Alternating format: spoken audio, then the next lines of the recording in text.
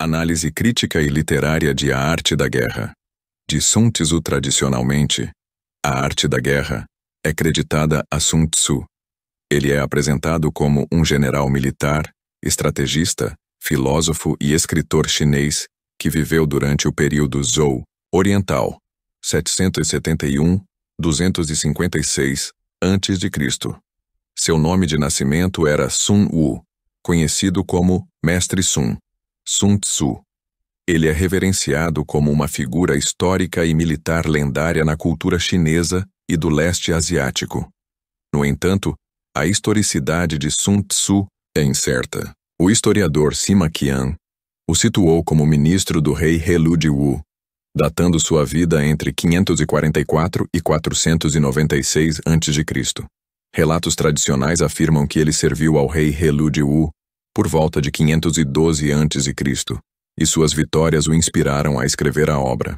Muitos estudiosos modernos que aceitam sua existência histórica colocam o texto existente da obra no período posterior dos estados combatentes, 475-221 a.C., com base no estilo e nas descrições de guerra. Outros estudiosos chineses começaram a duvidar da existência histórica de Sun Tzu por volta do século XII a.C., principalmente porque ele não é mencionado no clássico histórico Zuozhuan. O nome Sun Wu pode ter sido um cognome descritivo que significa o guerreiro fugitivo. A única batalha histórica atribuída a ele, a Batalha de Boju, não tem registro de sua participação. Críticos citam possíveis imprecisões históricas e anacronismos no texto. Termos, tecnologia como bestas, ideias filosóficas, eventos, técnicas militares, que não deveriam estar disponíveis para Sun Wu em sua época tradicionalmente aceita. A ausência de registros de generais profissionais no período da primavera e outono, onde Sun Tzu supostamente viveu, também levanta dúvidas. Existem visões divergentes sobre a data em que a arte da guerra foi escrita. A visão tradicional a data em 512 a.C., escrita pelo histórico Sun Wu. Uma segunda visão a situa durante o período médio a final dos estados combatentes, c. 481-221 a.C. Uma terceira escola afirma que os pedaços foram publicados na última metade do século V a.C., com base em descobertas arqueológicas. Alguns estudiosos sugerem que o livro pode ter sido uma compilação de diferentes autores e estrategistas militares. Sun Bin, um descendente ou aluno de Sun Wu, que também escreveu um tratado militar e era uma autoridade em assuntos militares, pode ter sido a inspiração para a figura histórica de Sun Tzu. No entanto, há argumentos de que Sun Tzu provavelmente existiu e escreveu o núcleo do livro. A estratégia militar, segundo Sun Tzu, é um sistema abrangente que integra planejamento minucioso, inteligência precisa, avaliação constante das circunstâncias, incluindo terreno e estados de espírito, liderança eficaz, aplicação flexível de táticas baseadas no engano e na exploração de pontos fracos, tudo com o objetivo primordial de alcançar a vitória com o menor custo possível, idealmente subjugando o inimigo sem a necessidade de uma batalha sangrenta. Princípios fundamentais e estratégia. Sun Tzu afirma que a arte da guerra é de vital importância para o Estado, sendo uma questão de vida ou morte. A guerra é governada por 5 fatores constantes que devem ser levados em conta. A lei moral faz com que o povo esteja em completo acordo com seu governante. O céu significa noite e dia, frio e calor, tempos e estações. A terra compreende distâncias, perigo e segurança, terreno e as chances de vida e morte. O comandante representa sabedoria, sinceridade, benevolência, coragem e rigor, método e disciplina. Organização do exército, gradações de patente, manutenção de estradas, de suprimentos, controle de gastos militares. Aquele que conhece esses 5 fatores será vitorioso. A vitória ou derrota pode ser prevista comparando 7 aspectos dos exércitos adversários, incluindo a lei moral dos soberanos, a habilidade dos generais, as vantagens do céu e da terra, a disciplina, a força, o treinamento e a aplicação de recompensa e punição. O general deve ouvir o conselho para vencer e ser mantido no comando. Aquele que não ouvir, sofrerá derrota e deve ser demitido. É crucial modificar os planos conforme as circunstâncias forem favoráveis. Engano e ataque por estratagema. Toda guerra é baseada em engano. O habilidoso deve parecer incapaz quando pode atacar, inativo quando usa força e manipular a percepção do inimigo sobre a distância. Deve-se estender iscas para atrair o inimigo e fingir desordem para esmagá-lo. Se o inimigo for forte ou seguro, deve-se estar preparado ou fugir. Irritar o oponente colérico, fingir fraqueza para torná-lo arrogante, não dar descanso a ele, separar suas forças e atacar onde ele não está preparado são táticas importantes. Estes dispositivos que levam à vitória não devem ser divulgados de antemão. A obra enfatiza a importância do cálculo prévio. O general que vence faz muitos cálculos, enquanto o que perde faz poucos. O grande objetivo na guerra deve ser a vitória, não campanhas longas.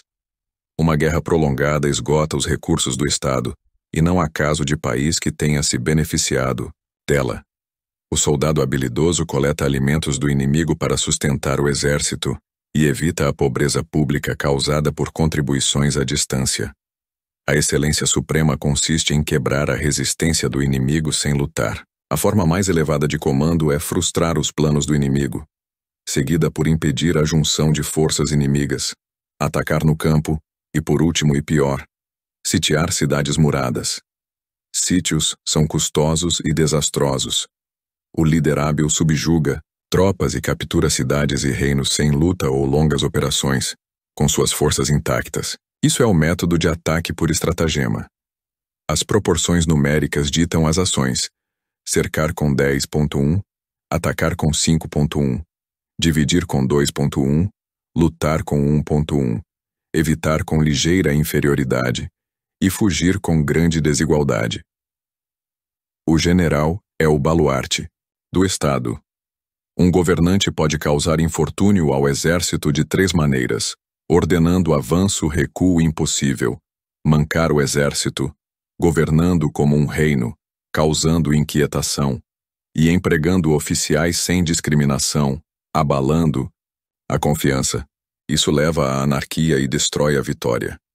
Existem 5 elementos essenciais para a vitória: saber quando lutar e quando não lutar. Saber como lidar com forças superiores e inferiores. Ter um exército animado pelo mesmo espírito. Estar preparado e esperar o inimigo desprevenido. Ter capacidade militar sem interferência do soberano. Conhecer o inimigo e a si mesmo. Um princípio central é: se você conhece o inimigo e conhece a si mesmo, não precisa temer o resultado de 100 batalhas. Se conhece a si mesmo, mas não o inimigo, sofre derrota para cada vitória. Se não conhece nem o inimigo, nem a si mesmo, sucumbirá em todas as batalhas. Disposições táticas e energia. Bons lutadores se colocam além da possibilidade de derrota, antes de buscar a oportunidade de derrotar o inimigo. A segurança contra a derrota depende de si mesmo, mas a oportunidade de vencer é fornecida pelo inimigo. Estar na defensiva indica força insuficiente. Atacar indica superabundância de força. O general hábil na defesa se esconde, enquanto o hábil no ataque irrompe das alturas. O lutador inteligente se destaca em vencer com facilidade sem cometer erros, conquistando um inimigo que já foi derrotado. O estrategista vitorioso busca a batalha somente após a vitória ter sido conquistada. O método militar envolve medição, estimativa de quantidade, cálculo, equilíbrio de chances e vitria, todos interrelacionados e baseados no conhecimento do terreno. O controle de uma grande força segue o mesmo princípio de controlar poucos, apenas uma questão de divisão e uso de sinais.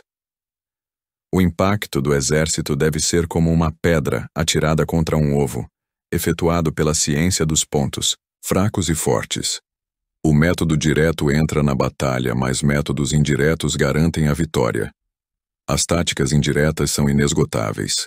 A combinação de métodos direto e indireto cria uma série interminável de manobras. A energia pode ser comparada a dobrar uma besta, e a decisão a soltar o gatilho. Em meio ao caos da batalha, a ordem simulada postula disciplina perfeita. O medo simulado postula coragem. A fraqueza simulada postula força. O combatente inteligente busca o efeito da energia combinada, não exigindo muito dos indivíduos, escolhendo os homens certos para utilizar essa energia. Um combatente inteligente impõe sua vontade ao inimigo. Ele pode atrair o inimigo oferecendo vantagens ou tornar a aproximação impossível infligindo danos. Ele ataca os pontos fracos do inimigo para ser irresistível. A arte da sutileza e do segredo permite ser invisível e inaudível, controlando o destino do inimigo. Para garantir a segurança, deve-se manter apenas posições que não podem ser atacadas. A fraqueza numérica vem da necessidade de se preparar contra muitos possíveis ataques, enquanto a força numérica vem de obrigar o adversário a se preparar contra nós em locais e momentos específicos. É vital não repetir as táticas que deram uma vitória, mas adaptar os métodos à variedade infinita de circunstâncias. Táticas militares são como a água, evitam o que é forte e atacam o que é fraco, moldando-se ao inimigo.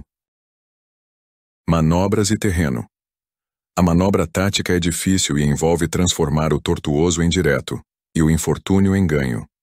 Manobrar com exército indisciplinado é perigoso. Marchas forçadas excessivas levam à exaustão e perda de homens. Um exército, sem bagagem, provisões ou bases de suprimento, está perdido. É essencial conhecer os desígnios dos vizinhos para fazer alianças e estar familiarizado com o terreno, montanhas, florestas, pântanos, etc., para liderar um exército. O uso de guias locais é necessário para aproveitar as vantagens naturais. Pratique dissimulação e mova-se apenas por vantagem. A rapidez deve ser a do vento, a compactação a da floresta. Saqueie como fogo, seja imóvel como montanha. Planos, sombrios, movimento como raio. Sinais como gongos, tambores, estandartes e bandeiras são usados para concentrar os sentidos do exército. Um general astuto estuda os estados de espírito dos soldados, atacando quando estão letárgicos. Manter o autocontrole, esperar calmamente a desordem inimiga e economizar forças estando bem suprido enquanto o inimigo não está, são artes importantes. Há axiomas militares a seguir, como não avançar contra o inimigo que desce, não perseguir quem simula fuga, não atacar soldados explosivos, não cair em iscas, não interferir com o exército voltando para casa, deixar uma saída livre ao cercar e não pressionar inimigos desesperados. A obra descreve 6 tipos de terreno: acessível, emaranhado, temporário, passagens estreitas, alturas íngremes e distante. Para cada um, há táticas recomendadas, como ocupar pontos elevados, evitar certas ações ou usar estratagemas. O general deve estudar esses princípios. Um exército está exposto a 6 calamidades devido a falhas do general: fuga, insubordinação, colapso, ruína, desorganização e derrota. Estas não são naturais, mas resultam de erros de liderança, como lançar forças inferiores contra superiores, ter problemas de disciplina ou autoridade fraca, ou agir precipitadamente. O general deve considerar seus soldados como filhos, tratá-los com humanidade, mas mantê-los sob controle com disciplina férrea. Indulgência sem autoridade torna os soldados inúteis. O conhecimento parcial, saber apenas sobre si ou o inimigo ou ignorar o terreno, leva apenas a metade do caminho para a vitória. O soldado experiente nunca fica confuso ou perdido. Conhecer o inimigo, a si mesmo, o céu e a terra, leva à vitória completa.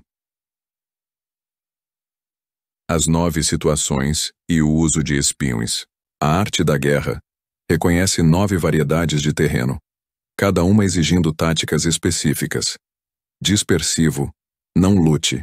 Inspire unidade. Fácil, não pare. Garanta conexão entre partes. Contencioso, não ataque. Apresse a retaguarda. Aberto, Não. Bloqueie o caminho do inimigo. Vigie as defesas. Terreno de intersecções de estradas. Dê as mãos aos aliados. Consolide alianças. Sério, recolha os despojos. Garanta fluxo contínuo de suprimentos. Difícil. Mantenha-se firme na marcha. Continue. Avançando. Confinado, cercado. Recorra a estratagemas. Bloqueie vias de retirada. Desesperado. Lute. Proclame a impossibilidade de salvar vidas. Em território hostil, penetrar profundamente traz coesão, enquanto penetrar pouco causa dispersão. Rapidez é a essência da guerra.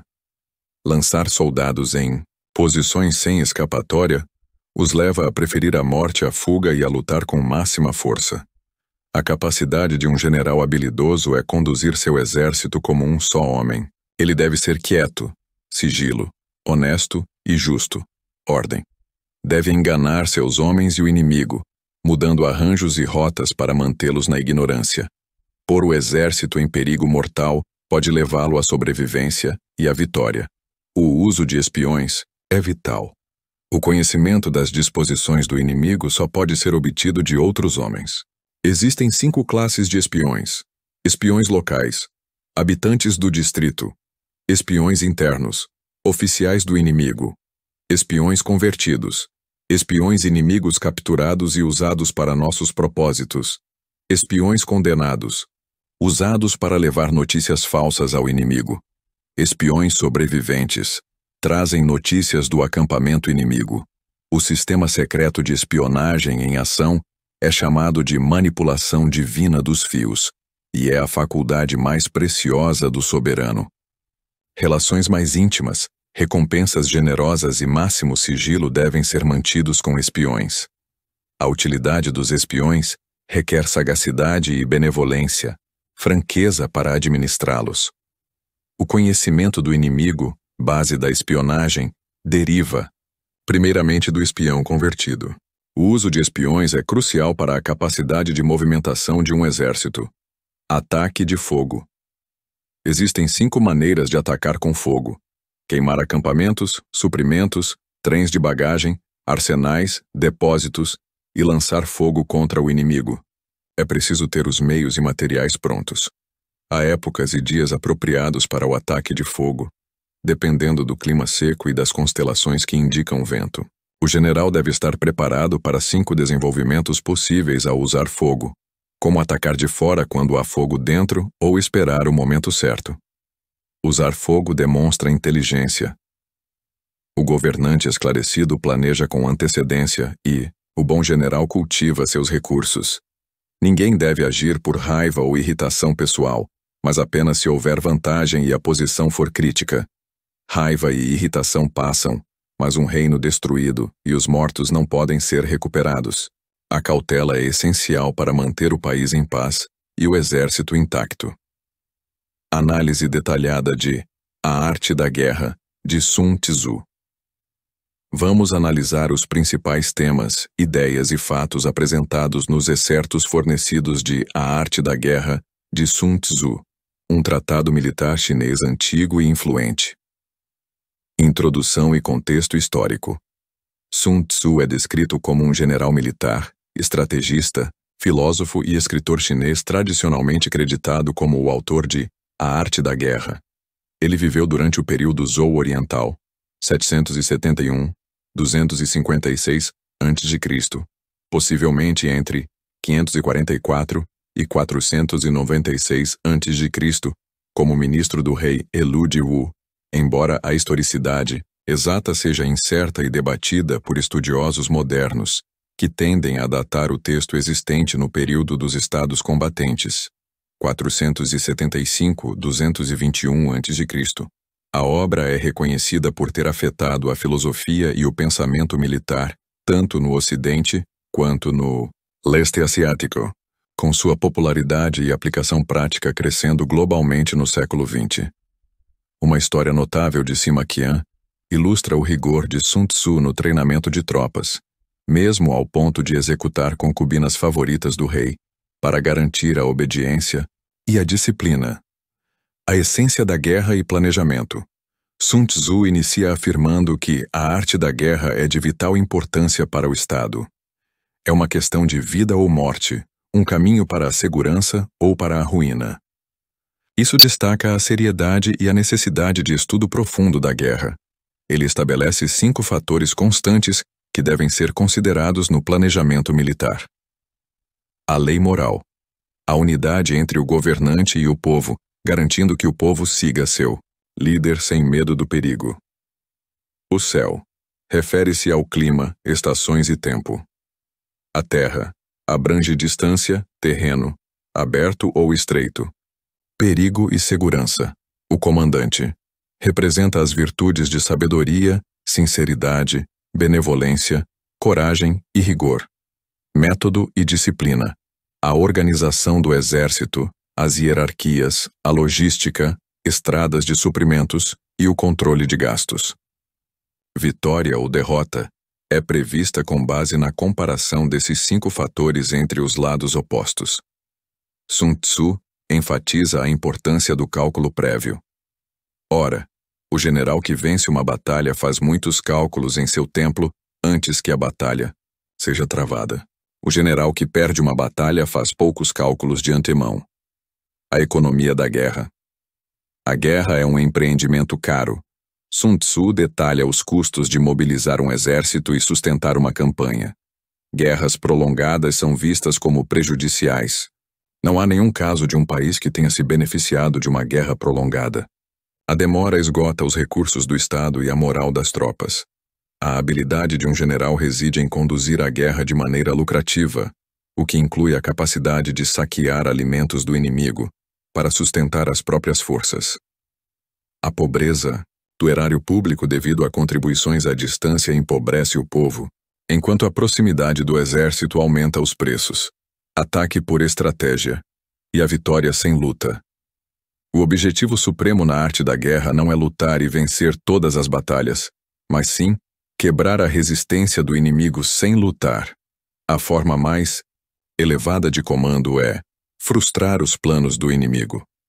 A segunda melhor é impedir a junção das forças inimigas. A próxima é atacar o exército inimigo no campo. E a pior é sitir cidades muradas. Sun Tzu oferece diretrizes numéricas para o ataque. Cercar o inimigo com uma força 10 vezes maior, atacar com 5 vezes maior, dividir o exército com o dobro do número. Se estiver em igualdade numérica, pode lutar. Se em número inferior, evitar o inimigo. Se bastante desigual, fugir. O general é o baluarte do Estado. Um baluarte completo fortalece o Estado. Um baluarte defeituoso o enfraquece. Um governante pode trazer infortúnio ao exército de 3 maneiras: dando ordens irrealistas, governando o exército como um reino sem entender suas condições, e empregando oficiais sem considerar suas habilidades e as circunstâncias. As 5 essenciais para a vitória são: saber quando lutar e quando não lutar, saber lidar com forças superiores e inferiores, ter um exército com o mesmo espírito, estar preparado para enfrentar um inimigo desprevenido e ter capacidade militar sem interferência do soberano. O famoso ditado resume a importância do conhecimento. Se você conhece o inimigo e conhece a si mesmo, não precisa temer o resultado de 100 batalhas. Se você conhece a si mesmo, mas não ao inimigo, para cada vitória conquistada, você também sofrerá uma derrota. Se você não conhece nem o inimigo nem a si mesmo, você sucumbirá em todas as batalhas. Disposições táticas e a importância da adaptabilidade. Os bons lutadores do passado garantiam a impossibilidade de serem derrotados antes de buscar uma oportunidade de derrotar o inimigo. A excelência não reside em vencer facilmente, mas em vencer sem cometer erros, conquistando um inimigo que já está em desvantagem. O estrategista vitorioso busca a batalha apenas depois que a vitória foi assegurada. O líder consumado cultiva a lei moral e segue método e disciplina para controlar sucesso. O método militar envolve medição, estimativa de quantidade, cálculo, Equilíbrio de chances e vitria. As táticas militares são comparadas à água, que se molda ao terreno. Da mesma forma, o soldado deve adaptar suas táticas ao inimigo e às circunstâncias, pois, na guerra não há condições constantes. A capacidade de modificar táticas de acordo com o oponente é a marca de um capitão nascido no céu. Energia. E o uso do direto e indireto. Controlar uma grande força é semelhante a controlar poucos homens, sendo uma questão de divisão de números e uso de sinais. A capacidade de um exército resistir ao impacto do inimigo vem da combinação de manobras diretas e indiretas. A ciência dos pontos fracos e fortes permite que o impacto do exército seja devastador. Táticas indiretas, quando aplicadas eficientemente, são vistas como inesgotáveis e essenciais para garantir a vitória. Elas são comparadas a combinações de notas musicais, cores e sabores, que a partir de poucos elementos básicos geram uma infinidade de variações. O direto e o indireto se interligam e alternam, como andar em círculos. A qualidade da decisão é comparada ao voo de um falcão, permitindo um ataque rápido e destrutivo. O combatente inteligente busca a energia combinada e não exige muito de indivíduos isolados. A energia desenvolvida por bons guerreiros é comparada ao impulso de uma pedra rolando montanha abaixo. Pontos fracos e fortes. Ser o primeiro no campo e esperar pelo inimigo garante preparação, enquanto chegar atrasado resulta em exaustão. O combatente inteligente impõe sua vontade ao inimigo, em vez de ter a vontade do inimigo imposta a ele. O inimigo pode ser atraído oferecendo vantagens ou impedido de se aproximar infligindo danos. Exército deve atacar onde o inimigo não está preparado e aparecer onde não é esperado. O sucesso no ataque é garantido ao atacar apenas locais indefesos, e a segurança na defesa é garantida ao manter posições que não podem ser atacadas. A sutileza e o segredo permitem que o exército seja invisível e inaudível, tendo o destino do inimigo em suas mãos. Descobrir as disposições do inimigo, enquanto permanece invisível, permite concentrar as próprias forças, enquanto as do inimigo são divididas. A fraqueza numérica surge da necessidade de se preparar contra possíveis ataques, enquanto a força numérica surge de obrigar o oponente a fazer esses preparativos. Conhecer o local e a hora da batalha permite a concentração, enquanto o desconhecimento leva à dispersão. Sun Tzu enfatiza que, mesmo com um número superior, a vitória não é garantida se não for possível impedir o inimigo de lutar através do planejamento e da revelação de seus pontos vulneráveis. As táticas vitoriosas não devem ser repetidas, mas sim adaptadas às circunstâncias variáveis. Manobras e terreno. Manobrar com um exército disciplinado é vantajoso, mas com uma multidão indisciplinada, perigoso. Marchas forçadas para obter vantagem podem levar à exaustão e à perda de tropas. Um exército sem bagagem, suprimentos ou bases de suprimento está perdido. É essencial conhecer os desígnios dos vizinhos para formar alianças. É necessário estar familiarizado com o terreno para liderar um exército e aproveitar as vantagens naturais. Dissimulação e movimento baseado em vantagens são cruciais. A rapidez deve ser como o vento, a compactação como a floresta, o saque como o fogo e a imobilidade como uma montanha. Planos devem ser impenetráveis como a noite, e o movimento como um raio. Gongos, tambores, estandartes e bandeiras são ferramentas essenciais para focar a atenção do exército e manter a unidade. O espírito de um soldado varia ao longo do dia. Um general astuto explora isso. A disciplina e a calma são fundamentais para aguardar a desordem do inimigo. Abster-se de atacar um inimigo bem ordenado ou informação confiante é uma arte. Punir soldados antes que estejam apegados ao general os torna inúteis. Não punir quando apegados também os torna inúteis. Tratar os soldados com humanidade, mas manter a disciplina com rigor, leva à vitória. variação de táticas e a vontade do soberano. O general recebe ordens do soberano, mas deve ter a capacidade de variar as táticas de acordo com as circunstâncias. Há situações em que ordens do soberano não devem ser obedecidas se forem prejudiciais à vitória. O general que entende a variação de táticas sabe como lidar com suas tropas. A consideração de vantagem e desvantagem deve ser misturada no planejamento.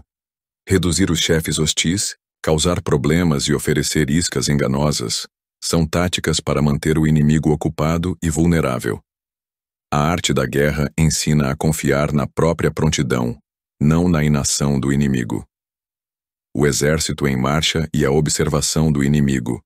O posicionamento. Em diferentes terrenos, montanhas, rios, pântanos, planícies, requer táticas específicas. Terrenos altos e ensolarados são preferíveis. É crucial observar os sinais do inimigo para entender suas intenções e estado. Formação, moral, suprimentos, exaustão, descontentamento. Sinais como movimento de carros leves, propostas de paz sem pacto, correria e organização em fileiras, avanço e recuo, soldados apoiados em lanças, sede, aves reunidas, clamor noturno, distúrbios. No acampamento, bandeiras tremulando, oficiais furiosos, matança de gado, falta de panelas sobre fogueiras, sussurros e punições frequentes indicam o estado do inimigo. Começar com arrogância e depois ficar assustado demonstra falta de inteligência.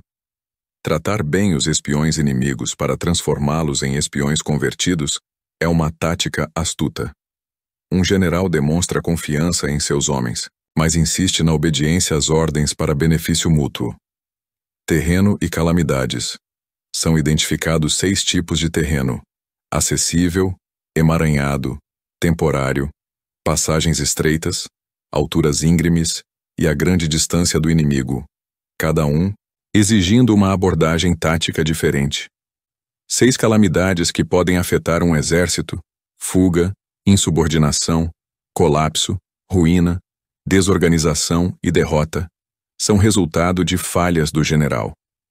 A formação natural do país é um aliado, mas a capacidade de avaliar o inimigo e calcular riscos é o teste de um grande general. O general que avança sem cobiçar a fama e recua sem temer a desgraça, cujo único pensamento é servir ao país, é a joia do reino. Tratar os soldados como filhos leva a lealdade e coragem, mas ser indulgente sem impor autoridade os torna inúteis. O sucesso depende do conhecimento tanto das próprias condições e do inimigo, quanto do céu e da terra. As 9 situações e a rapidez. 9 variedades de terreno: dispersivo, fácil, contencioso, aberto, de intersecções de estradas, sério, difícil, confinado, desesperado, são descritas, cada uma com táticas recomendadas. A rapidez é a essência da guerra. É preciso aproveitar a falta de preparação do inimigo, usar rotas inesperadas e atacar pontos desprotegidos. Penetrar profundamente em território hostil aumenta a coesão das tropas. É crucial cuidar do bem-estar dos homens, concentrar energia e acumular forças, mantendo o exército em constante movimento com planos insondáveis. Colocar soldados em posições desesperadoras os leva a lutar com afinco. A capacidade de um exército de imitar o Shuai-jan, uma cobra que ataca onde é atacada, demonstra a capacidade de se adaptar e lutar em uníssono. Gerenciar um exército envolve estabelecer um padrão de coragem e usar o solo adequadamente. O general deve ser quieto para garantir o sigilo e justo para manter a ordem. Ele deve ser capaz de enganar seus próprios oficiais e homens para manter o inimigo em ignorância. Colocar o exército em perigo mortal pode levá-lo a sobreviver e escapar em segurança. O sucesso na guerra é alcançado adaptando-se cuidadosamente aos propósitos do inimigo. No momento crítico, o líder deve agir decisivamente, impedindo a retirada dos homens e forçando-os a enfrentar o perigo. As medidas adequadas às 9 variedades de terreno, as táticas agressivas ou defensivas e as leis fundamentais da natureza humana devem ser estudadas. Ao invadir território hostil, penetrar profundamente traz coesão, enquanto penetrar pouco leva à dispersão. Em terreno desesperado, deve-se proclamar aos soldados a impossibilidade de salvar suas vidas para que lutem com a máxima energia. O ataque de fogo. São descritas 5 maneiras de usar o fogo no ataque: queimar soldados em acampamentos, suprimentos, trens de bagagem, arsenais e lançar fogo contra o inimigo. O uso do fogo demonstra inteligência, enquanto o uso da água aumenta a força. É infeliz o destino de quem tenta vencer batalhas sem cultivar o espírito empreendedor. Governante esclarecido planeja com antecedência, e o bom general cultiva seus recursos. O movimento das tropas deve ser baseado em vantagem, não em raiva ou irritação. O uso de espiões. A guerra é cara e a ignorância sobre o inimigo é acúmulo da desumanidade. A presciência, ou conhecimento das disposições do inimigo, só pode ser obtida de outros homens, ou seja, através do uso de espiões. São descritas 5 classes de espiões: locais, internos, convertidos, condenados e sobreviventes. O uso de espiões é descrito como a manipulação divina dos fios, a faculdade mais preciosa do soberano. O sigilo é crucial no uso de espiões, e os espiões convertidos são essenciais para adquirir informações e empregar outras classes de espiões. O espião convertido deve ser tratado com grande liberalidade. A ascensão de dinastias antigas é atribuída ao uso de espiões. Somente o governante esclarecido e o general sábio usarão a mais alta inteligência para fins de espionagem, alcançando grandes resultados. Os espiões são um elemento importantíssimo na guerra, dependendo deles a capacidade de movimentação de um exército. O livro A Arte da Guerra, de Sun Tzu, destaca a importância do planejamento meticuloso, do conhecimento profundo do inimigo e de si mesmo, da adaptabilidade às circunstâncias variáveis do terreno e do inimigo, da disciplina e moral das tropas, da economia da guerra e do uso estratégico do engano e da inteligência, incluindo o uso de espiões. A obra enfatiza que a vitória ideal é alcançada sem combate direto, através da manipulação estratégica e da exploração das fraquezas do inimigo. A obra A Arte da Guerra tem sido elogiada e utilizada ao longo da história militar do leste asiático e ganhou atenção global no século XX, encontrando aplicação prática também no mundo ocidental. Por favor, inscreva-se e compartilhe.